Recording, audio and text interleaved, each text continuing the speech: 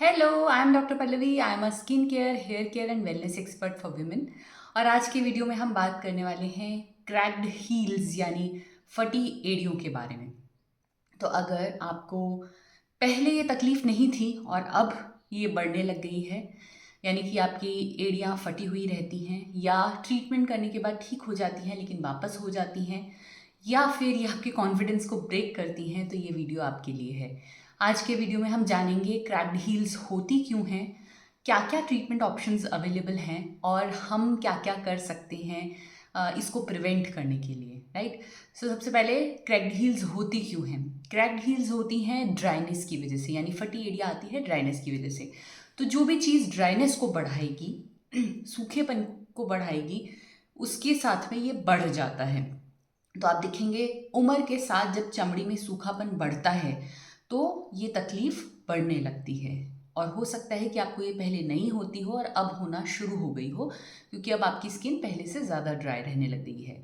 Same way winters में जब बाहर ह्यूमिडिटी कम होती है, ड्राइनेस ज़्यादा होती है, आपकी ओवरऑल स्किन ड्राई हो जाती है, तब ये बढ़ने लग जाती है।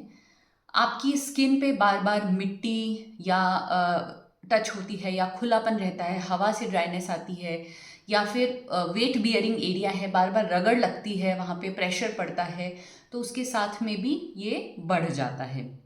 कुछ बीमारियां ऐसी होती हैं जिनमें भी क्रैक्ड हील्स ज़्यादा होती हैं, तो ये देखने के बाद पता पड़ता है कि उसमें किस तरह का और ट्रीटमेंट करना पड़ेगा।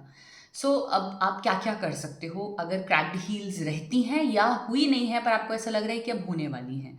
सबसे इम्पॉर्टेंट चीज़, आपको स्किन को बहुत अच्छे से मॉइस्चराइज़र करना है, थिक मॉइस्चराइज़र अप्लाई करना है, लेकिन वो करने से पहले उसको क्लीन करना बहुत ज़रूरी है।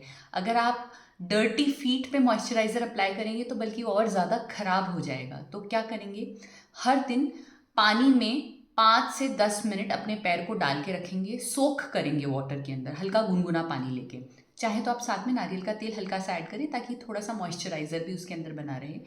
उसके बाद आप वहाँ जो सोक करने के बाद वहाँ जो स्किन होती है वो थोड़ी नम हो जाती है, डेड स्किन, उसको हल्के हल्के हाथ से हटा देंगे। याद रखें, बहुत बड़े पत्थर से या जो स्पा के टूल्स आते हैं उनसे उनको रगड़ना नहीं है, वो उसको ज़्यादा ख़राब करता है, राइट। हल्के हल्के हाथ से डेड स्किन को हटाया, हटाने के बाद डैब डैब करके उसको क्लीन कर दिया, ड्राई आउट कर दिया। हल्की सी इनफैक्ट ड्राई स्किन पे ही आप हल्की सी वेट स्किन पे ही आप मॉइस्चराइजिंग करना चालू करेंगे। आपके पास वेस्लिन पेट्रोलियम जेली सबसे अच्छा ऑप्शन है, that you can use. Other than that paraffin based creams जो होती हैं वो यूज़ होती हैं, यूरिया लैक्टिक एसिड वाली क्रीम्स यूज़ होती हैं, या urea glycolic acid creams use होती हैं। तो ये जब हम उस पर लगाते हैं तो वो और भी ज़्यादा अच्छा इफेक्ट देती है।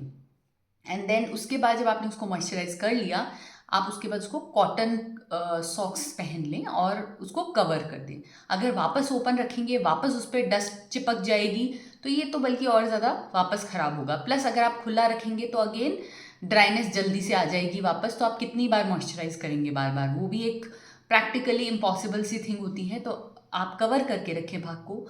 कवर्ड फुटवियर पहने, जो ओपन चप्पल पहनते हैं उनमें ये ज़्यादा देखने को मिलता है। कई बार पेशेंट आते हैं दिस कि नहीं हम नंगे पैर नहीं घूमते हैं लेकिन ओपन चप्पल जरूर पहनते हैं, तो ओपन फुटवियर नहीं पहने। आजकल मार्केट में एक और चीज़ अवेलेबल है, सिलिकॉन हील कवर या सिलिकॉन हील पैड्स या सॉक्स कह लें। That can be an option, लेकिन उसको यूज़ करने में 2-3 चीज़ों का ध्यान रखना है। पहला, जब आप यूज़ कर रहे हैं तो वो क्लीन होने ज़रूरी हैं, क्योंकि अंदर अगर ज़रा भी डस्ट रह जाती है और उसके अंदर चिपकी रहती है तो वो स्किन को ज़्यादा ख़राब करेगी। तो वो हमेशा क्लीन यूज़ करें। वो स्किन को मॉइस्चराइज करके रखेगा। That can be an another option जिसको आप यूज़ करके देख सकते हैं।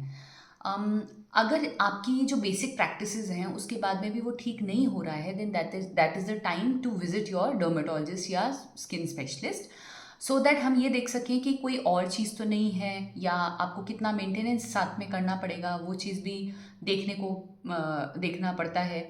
नाउ एक बार ट्रीटमेंट स्टार्ट करने के बाद यूजुअली 20 से 25 दिनों में आराम आना शुरू हो जाता है। पूरी तरीके से ठीक होने में 2 से 3 महीने लग सकते हैं और उसके बाद में भी मेंटेनेंस करना पड़ता रहता है। ये सारी प्रैक्टिसेस अगर आप फॉलो करते हैं तो आप अपनी स्किन को मेंटेन करके रख सकते हैं और स्किन को बेटर रख सकते हैं। अगर ये आपको यूज़फुल लगा तो डू फॉलो दीज प्रैक्टिसेस, और अगर आपको लगता है किसी और के साथ शेयर करने की ज़रूरत है तो share it with someone who may need it. So that's all for today. Bye bye.